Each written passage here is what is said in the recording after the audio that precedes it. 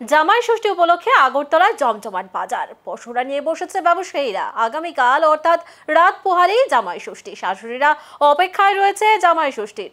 আগামীকাল রাজ্যে পালিত হবে হিন্দু বাঙালিদের একটি ঐতিহ্যবাহী অনুষ্ঠান জামাই ষষ্ঠী। আর এই বিশেষ দিনকে সামনে রেখে আগরতলা শহরের বিভিন্ন বাজারে ইতিমধ্যেই ভিড় জমাতে শুরু করেছেন ক্রেতা ও ব্যবসায়ীরা। শহরের জনপ্রিয় বাজার এলাকাগুলোতে এখন একেবারে উৎসবের আমেজ। জামাই ষষ্ঠীর আগের দিন থেকেই বাজারে দেখা গেছে নানা রকমের পুজোর সামগ্রীর পসরা।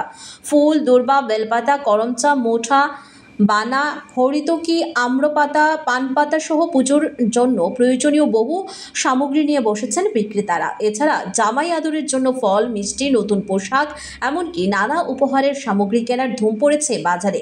ব্যবসায়ীরা বলছেন, জামাই ষষ্ঠী বাঙালির এক বিশেষ পার্বণ।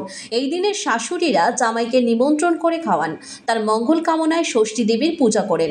তাই এই উৎসবকে ঘিরে বাজারে সবসময়ই ভালো বিক্রি হয়। অন্যদিকে ক্রেতাদের মধ্যে রয়েছে ভীষণ উৎসাহ। এক ক্রেতা জানান, প্রতি বছর জামাই ষষ্ঠী আমাদের বাড়িতে খুব আনন্দ করে পালন করা হয়।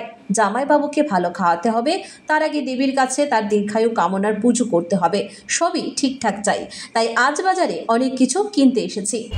ষষ্ঠী আছে, জামাই ষষ্ঠী লেগে আমরা যা জিনিস লাগে এই জিনিসটা সবসময় তার বাই থাকে না, সবসময় 100 না, অনেক সময় বেশি হয়, অনেক সময় কম হয়, তা কম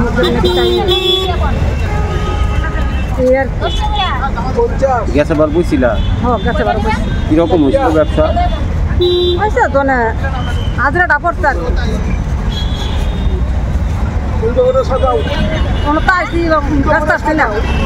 জামাই ষষ্ঠী নেই, ষষ্ঠী মুড়া, তারপরে তাল পাতা, কারাচ্চা, আম, সুতা এগুলি নিয়ে বসি। কিন্তু বেচাকেনা কেমন হবে বলতে পারি না, কিন্তু ওয়েদার তো খুব খারাপ, বেশি ভালো না বেচাকেনাটা। প্রত্যেকবারই প্রত্যেকবারই বই কিরকম হয় ব্যবসা? মোটামুটি বেচাবার তো ভালো হয়েছে।